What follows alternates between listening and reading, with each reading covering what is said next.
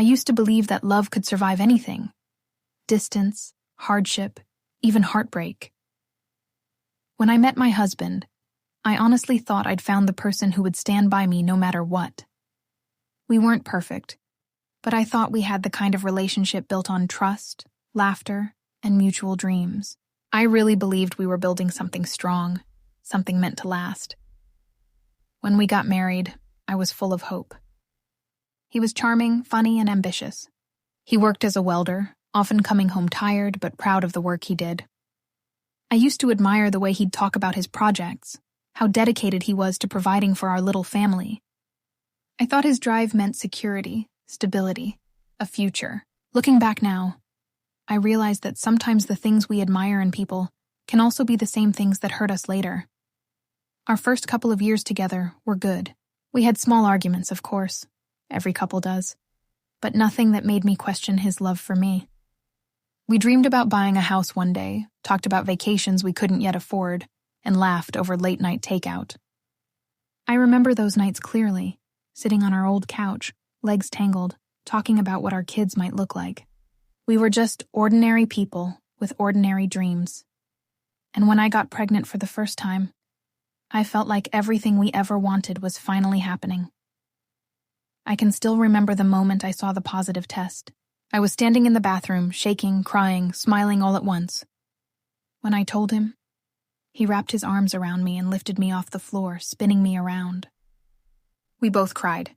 For a while, it really did feel like a fairy tale. But fairy tales can change in an instant. A few months later, I miscarried. That loss broke something inside me that I didn't know could break. I can't fully explain the pain of it. It's something only someone who's gone through it would understand. I felt like my body had failed me, like I'd failed him. He tried to comfort me, but even then I could feel him slipping away emotionally. He'd go quiet, distant. He started working longer hours, taking more overtime, spending more time outside the house. I told myself he was just coping in his own way. I didn't want to believe that our grief was pushing us apart. 3 months after that loss, I found out I was pregnant again. This time, I was careful with every little thing. I prayed constantly. I ate healthier.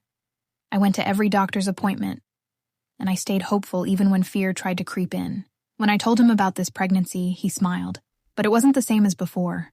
The excitement was there, but it felt forced.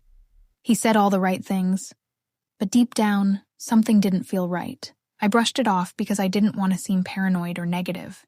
I wanted this to be a fresh start for both of us.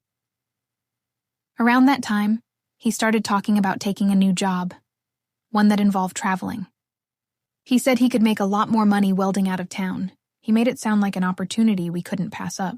We talked about how the extra income could help us save for a better place and prepare for the baby. I didn't want him to go, but I didn't want to be the reason he missed a chance to grow either. So, I agreed. He left for what was supposed to be just 2 weeks. 2 weeks. That's all. At first, we texted constantly. He'd send pictures from job sites, call me before bed, and check on how I was feeling. I tried to stay busy, organizing baby things, journaling, and focusing on my health. But after a few days, he started calling less. When I'd text him, sometimes he'd take hours to respond, claiming he was exhausted from work. I tried not to read too much into it. But the human heart has a way of sensing when something is wrong, even when we don't want to admit it. By the end of his trip, our conversations were short and dry. I told myself he was just tired, that I was overthinking, that maybe I was being emotional because of pregnancy hormones. I had every excuse ready, every justification for why his behavior didn't mean what I feared it did.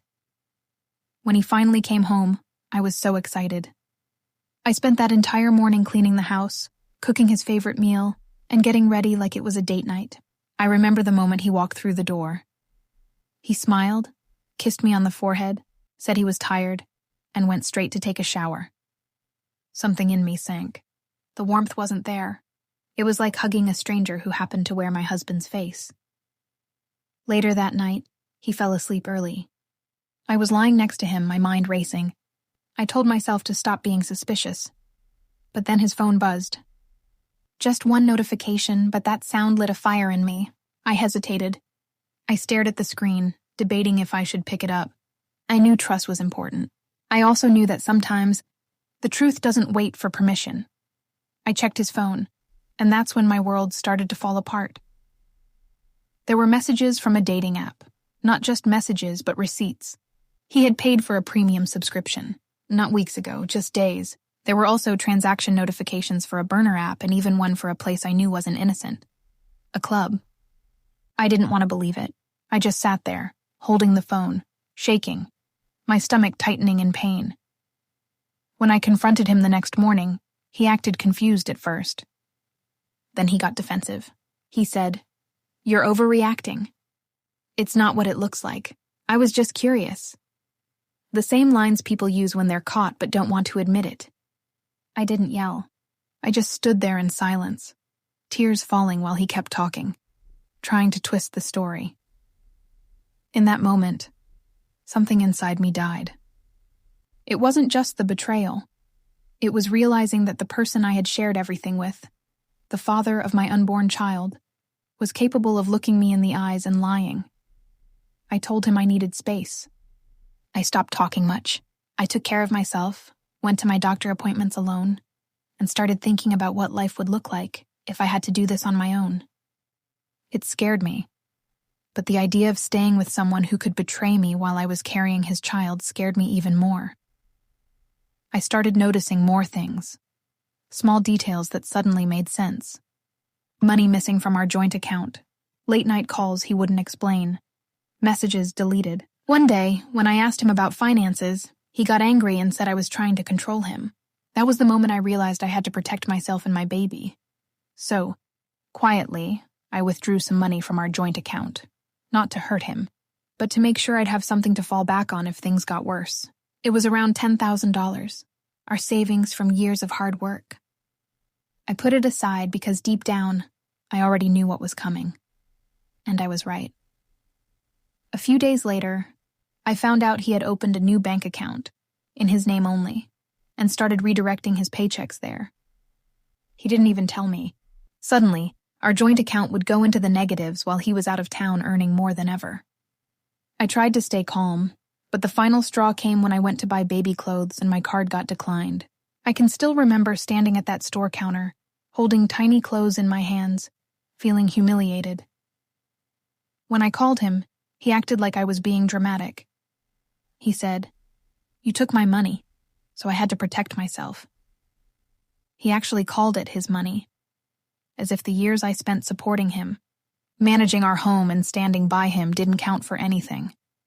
That night, I cried for hours, not just because of what he did, but because I realized how far gone we were. This wasn't love anymore. It was survival. The next morning, I made up my mind. I would stay calm, plan quietly, and once my baby was big enough, I'd leave. I told myself that no matter how hard it got, I wouldn't let my child grow up in a house where trust and respect didn't exist. I started preparing. I contacted an aunt of mine, someone I deeply trust, and told her a little about what was going on. She worked at a daycare and promised she'd help me once I was ready to start working again. Just hearing her voice gave me comfort. Still, every day felt like walking on glass. We'd argue about small things, money, groceries, chores. But underneath every fight was the same broken truth neither of us wanted to face. Our marriage was over. And yet, part of me still hoped. I thought maybe he'd see what he was doing. Maybe he'd change. Maybe we could fix it for the sake of our child. But every time I looked at him, I saw the same coldness, the same distance. It was like he had already left. Only his body remained. I remember one night, during another argument, I started shaking uncontrollably. I wasn't yelling or crying, I was just shaking. My body had finally caught up to what my heart had known for months. I was done.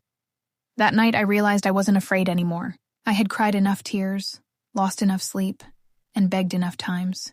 My peace, my sanity, was worth more than his promises.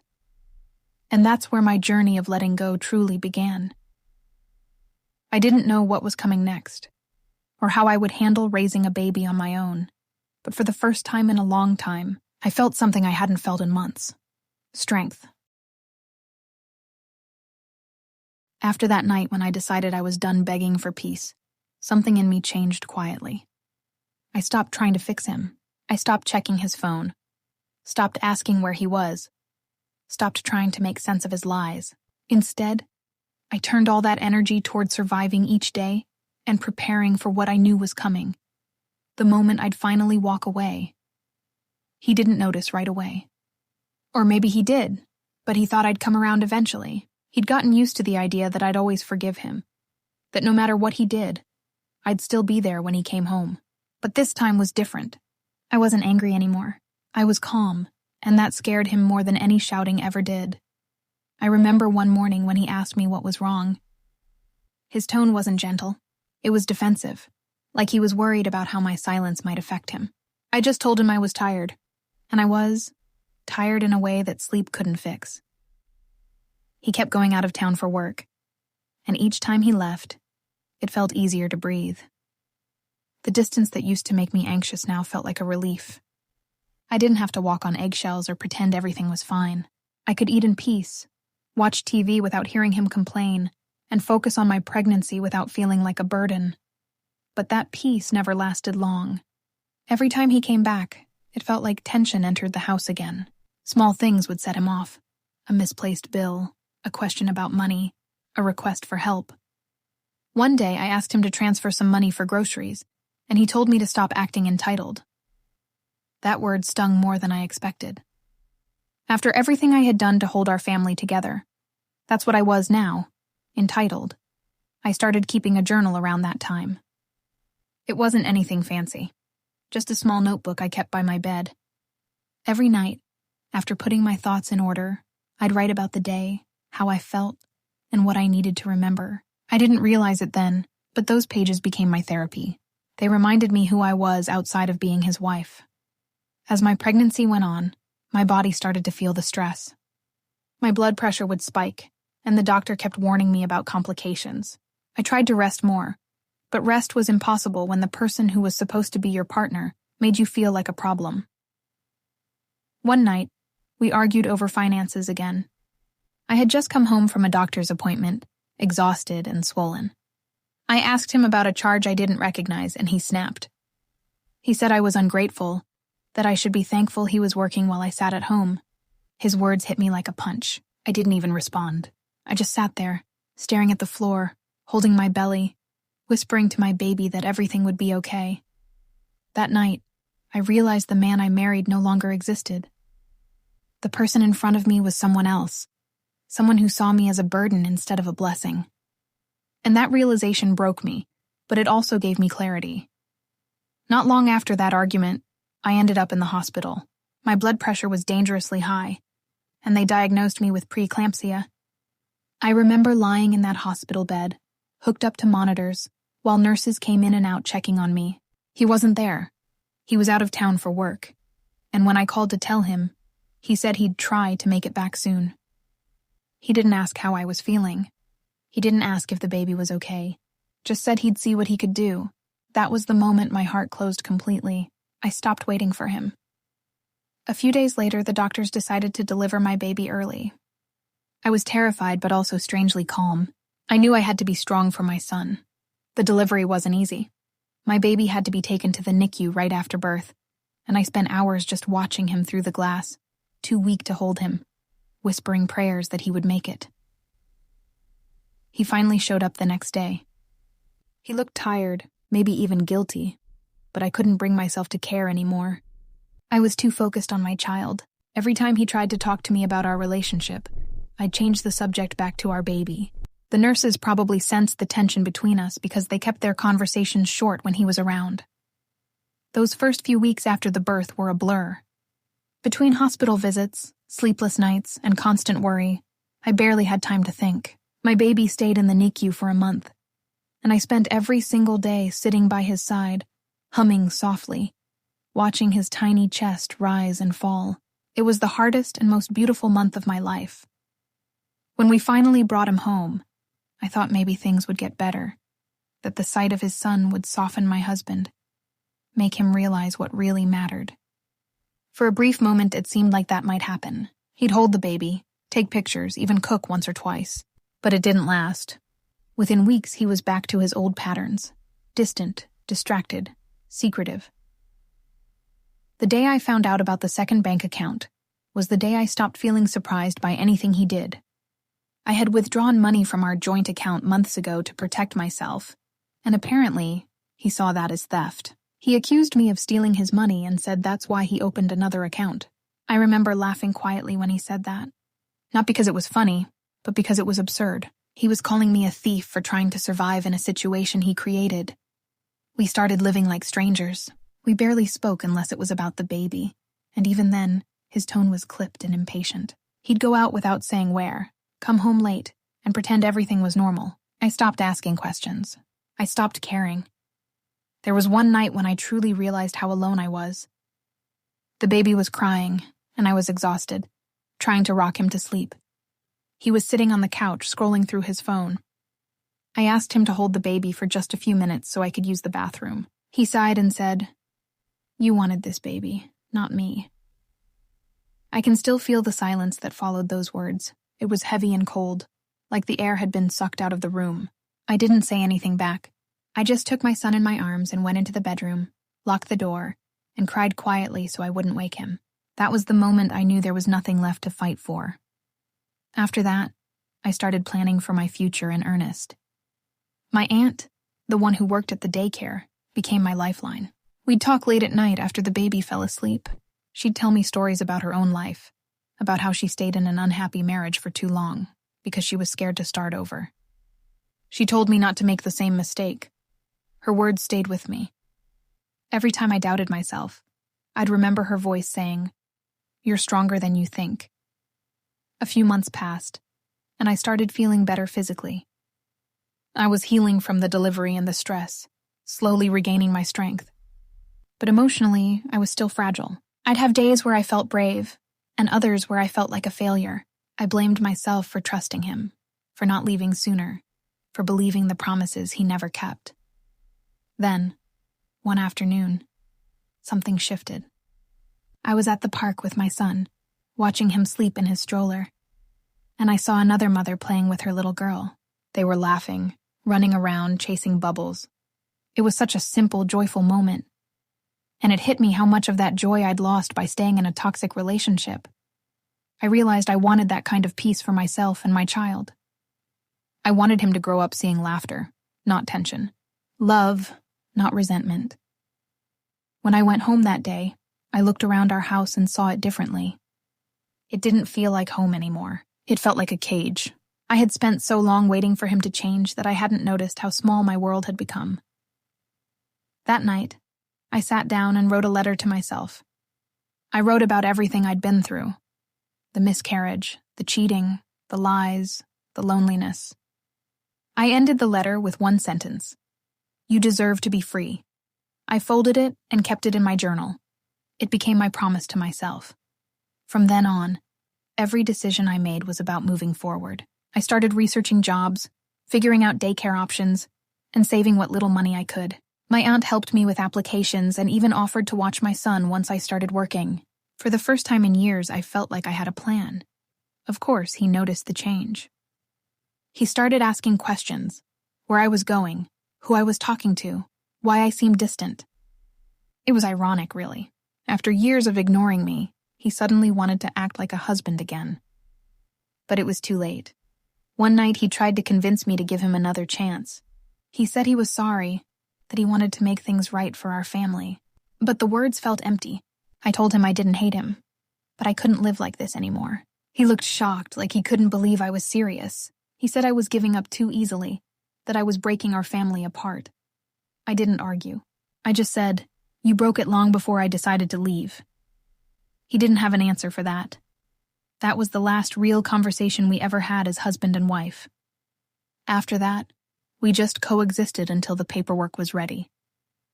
By the time my son turned 7 months old, I had gone through more in 1 year than I ever imagined I could handle. Betrayal, heartbreak, health scares, surgery, sleepless nights, and now a divorce. But through it all, I discovered something powerful. I was still standing. And for the first time, I wasn't standing for him. I was standing for myself. and for the little boy who depended on me. That realization didn't fix everything overnight, but it gave me the courage to take the next step, to start over completely. When the divorce papers finally came through, I didn't cry. I thought I would, that I'd feel this wave of sadness for everything that could have been. But instead, I just felt light. It was strange. After all those years of chaos and heartbreak, the silence that followed wasn't empty anymore. It was peaceful. I remember sitting on the edge of my bed, holding the official envelope, staring at the black letters spelling out my name. It felt unreal at first, like the end of a movie I had been trapped in for too long. I looked around my small apartment, the one-bedroom place I had, rented with my aunt's help, and realized this was the first space I'd had in years that felt truly mine. The walls were bare except for one photo of my baby smiling, and yet that tiny smile made the whole room feel warm. It wasn't much, but it was ours. The early days on my own weren't easy. There were nights I lay awake, terrified about the future. I'd run numbers in my head: rent, food, baby supplies, doctor appointments, wondering how I was going to make it all work. But every time I looked at my son sleeping beside me, I knew I didn't have a choice. I had to make it work. My aunt became my anchor. She'd stop by almost every evening to bring food or just keep me company. She never pitied me, never told me, "I told you so." She just showed up, and sometimes that was all I needed. We'd talk while folding baby clothes or watching TV, and she'd remind me that life had a way of rewarding those who refused to give up. I started working part-time at a local clinic as a receptionist. It wasn't glamorous, but it was stable. The first paycheck I got, I cried. Not because it was a lot, but because it was mine. I earned it. It felt like reclaiming a piece of myself I'd lost years ago. There were days when exhaustion hit me hard, juggling work, motherhood, and healing from everything that had happened. But even on the hardest days, I never regretted leaving. Every time I walked through that door and saw my son's little face light up, I knew I'd made the right choice. Sometimes, when I put him to bed, I'd whisper to him about the future I wanted for us. I'd tell him that one day, he'd grow up knowing what real love looks like. Not the kind that hurts or demands silence, but the kind that builds you up, that makes you feel safe. My ex tried to reach out a few times after the divorce. Mostly texts, sometimes calls. He said he missed me, that he wanted to see his son. I didn't want to be the person who held a child away from their father, but I also needed boundaries. So I set them. I told him he could visit, but only in neutral spaces, and only if he respected me and my time. At first, he agreed, but consistency was never his strength. Some weeks he showed up, others he didn't. I stopped waiting. My life was moving forward, and I wasn't going to let his absence define my son's story. One memory stands out from that time. It was a Saturday morning, and my son had just started walking. He took 3 tiny steps from the couch to my arms, laughing so hard he fell halfway into my lap. I remember holding him close, tears in my eyes, whispering, "We're going to be okay." It was the first time I truly believed it. Months passed, and little by little, I started rebuilding not just my life, but myself. I began doing small things I hadn't done in years, reading before bed, taking walks at sunset, drinking my coffee slowly instead of rushing through it. Those tiny moments felt like pieces of my soul coming back.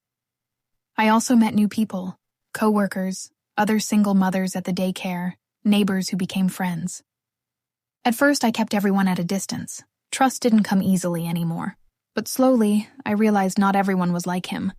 Some people genuinely cared, with no hidden motives, no manipulation. One evening, after a long day at work, I was sitting in the park watching my son play when a woman about my age sat down next to me. She introduced herself, another mom from the daycare. We talked for hours about motherhood, exhaustion, and how hard it is to start over. That conversation turned into a friendship that's still one of the strongest I've ever had. It reminded me how healing it is to be seen, not as a victim, not as someone broken, but simply as a person who survived. As my son grew, I grew too. I learned how to fix things around the house, how to manage finances, how to laugh again. My laughter had changed, though. It wasn't the carefree laughter I had in my 20s. It was quieter, deeper, more real. It came from a place of gratitude. I didn't date for a long time. I wasn't against love, but I needed to rebuild my sense of self first. There were days I missed companionship, yes, but I never missed him. That realization was one of my proudest moments. Over time, people would tell me how strong I was. I used to hate that word. It made it sound like being strong was a choice I made, like I had decided to endure pain gracefully. The truth was, I wasn't strong because I wanted to be. I was strong because I had no other option. But now, years later, I finally understood what strength really meant. It wasn't about pretending to be fine. It was about choosing to keep moving forward, even when everything inside you wanted to give up. One day, about 2 years after the divorce, I was walking home from work when I ran into him by accident. He looked older, tired, like life had caught up to him. We made small talk, polite, distant. He asked about our son, and I showed him a recent photo. He smiled faintly and said, "You've done a good job." For a brief moment, I saw a glimpse of the man I once loved. But it didn't hurt anymore. I didn't feel anger or sadness, just peace. I nodded, said thank you, and walked away. That night, I sat on my couch after putting my son to bed and thought about how far I'd come. From that scared, broken girl crying on a hospital bed to this woman who built a life from the ashes. It felt almost unbelievable. I opened my old journal that I hadn't touched in months and flipped through the pages. So much pain was written there: fear, betrayal, loneliness. But when I got to the page where I had written, "You deserve to be free," I smiled. Because freedom didn't look like revenge or getting even. It looked like peace, like mornings where the first thing I felt wasn't dread, like hearing my son's laughter fill the apartment, like looking in the mirror and recognizing the woman staring back. One Sunday morning, we went to visit my aunt. She was sitting in her garden sipping tea, and when she saw us, she smiled that warm, knowing smile of hers. She looked at me and said, "You look happy." I laughed softly and said, "I am." It was the truth. Not the kind of happiness that comes from everything being perfect, but the kind that comes from knowing you've survived the worst and are still standing. I started volunteering at a women's support group soon after. It began as a way to give back, but it turned into something deeper. I met women who had gone through stories like mine, some worse, some eerily similar. I listened, shared, and slowly realized that by helping them heal, I was healing too. I never told them every detail of my story, but I told them enough to let them know that healing was possible. That it takes time, but one day you wake up and realize the pain doesn't control you anymore. Now, years later, when I look at my life, I don't see a tragedy. I see a transformation. What I went through broke me open, but it also rebuilt me in ways I never imagined. I'm more patient, more cautious, but also more grateful. My son is growing fast now, curious, kind, full of questions. Sometimes he asks about his dad. I tell him the truth in small, gentle pieces. I tell him his dad loves him but made mistakes. I never poison his heart with bitterness, because I want him to learn forgiveness without repeating history. And sometimes, late at night, when the world is quiet and he's fast asleep, I think about how far I've come. I used to believe my story was one of betrayal, but now I see it differently. It's a story of awakening, of finding myself again when I thought I was lost forever. If you had told me years ago that I'd find peace after everything I went through, I would have laughed. Back then, peace felt impossible, like something reserved for other people. But now peace is my everyday life. It's in the small things: a clean apartment, a warm meal, my son's sleepy hug before bed. Sometimes I still get flashbacks, moments from the past that try to creep in. But instead of pain, they bring perspective. They remind me that I'm not the same person anymore. I've grown, I've healed. I've learned that love doesn't mean losing yourself, and forgiveness doesn't mean forgetting. It means freeing your heart from what no longer serves it. The truth is, my story didn't end when my marriage did. That's when it began. Because the woman I am today, calm, independent, at peace, was born from the fire I once thought would destroy me, and now, when people ask me if I'd ever go back and change things, I smile and say, No, because without that pain, I wouldn't have found this strength. Without that ending, I wouldn't have this beautiful new beginning. I don't need revenge. I don't need apologies. I have something far better, peace. And for me, that's everything.